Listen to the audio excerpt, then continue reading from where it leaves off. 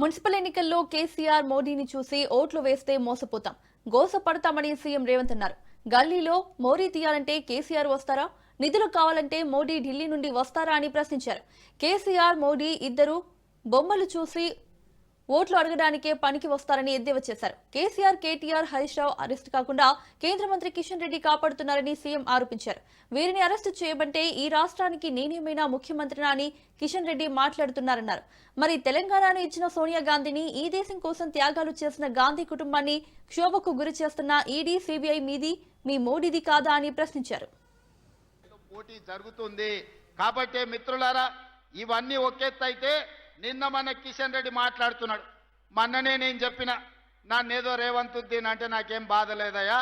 యాదవులు రేవంత్ యాదవ్ అన్నారు, బుదిరాజులు రేవంత్ ముదిరాజు అన్నారు, గౌడ్లు రేవంత్ గౌడ్ అన్నారు, మాదిగలు రేవంత్ మాదిగ అన్నారు, మా సీతక్క రేవంత్ అన్న మా కోయబిడ్డ, మా సమ్మక్క సారలమ్మ చేసిండని చెప్పిండ్రు.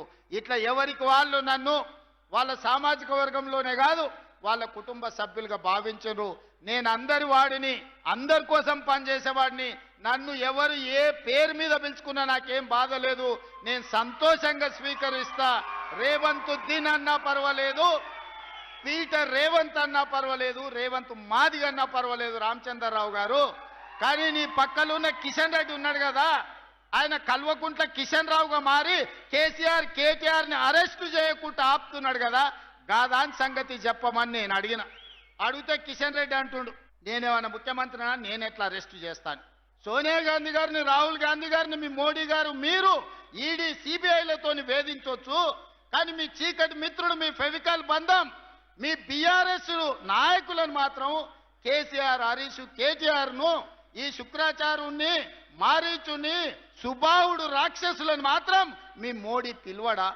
ఎందుకు కంచేసి కాపాడుతున్న కిషన్ రెడ్డి అని నేను అడుగుతున్నా. అందుకే కిషన్ రెడ్డిని ఇప్పటి నుంచి కిషన్ రెడ్డి అనే సమస్యనే లేదు.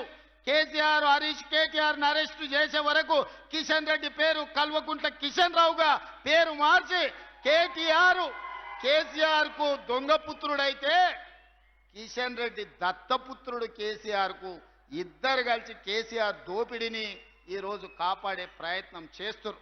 ఎన్ని అపోలు సృష్టించాలని ప్రయత్నం చేసిన భూపాలపల్లి ప్రాంతం చైతన్యవంతమైన ప్రాంతం.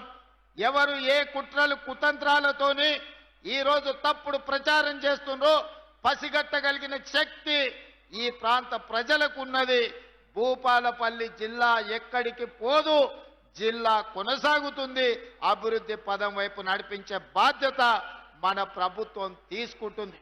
కొంతమంది చిల్లర మల్లర ప్రచారాలు చేస్తారు, తాత్కాలికమైన రాజకీయ లబ్ధి కోసం వాళ్లకు తప్పుడు ప్రచారం చేయడం, ఈ ప్రాంతం మీద విషం చిమ్మడం తప్ప వాళ్ళు చేయగలిగిన ప్రయత్నం ఏదీ లేదు.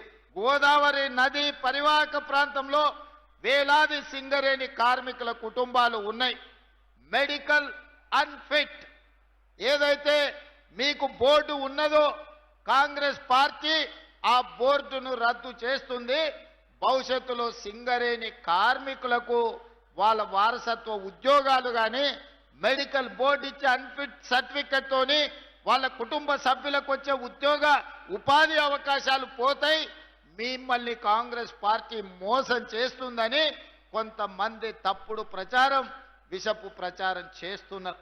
అసలు ఈ ఆలోచన ఎక్కడి నుంచి వచ్చిందో, ఈ అవసరం ఎవరికి ఉన్నదో నాకైతే అర్థం కాలేదు. అందుకే మిత్రులు జనక్ ప్రసాద్ గారికి, పెద్దలు దుద్దిల్ల శ్రీధర్ బాబు గారికి నేను విజ్ఞప్తి చేస్తున్నా, ఎవరైనా ఇట్లాంటి తప్పుడు ప్రచారాలు చేసి మెడికల్ బోర్డు విషయంలో విషము చిమ్ముతే వాళ్ళను అందరినీ మోకాళ్ళ మీద కూర్చోబెట్టి 4 ఈపుల మీదంగా దెబ్బలేయండి. ఎందుకు అనంటే ఆ ఆలోచననే ప్రభుత్వ పరిశీలనలో లేదు.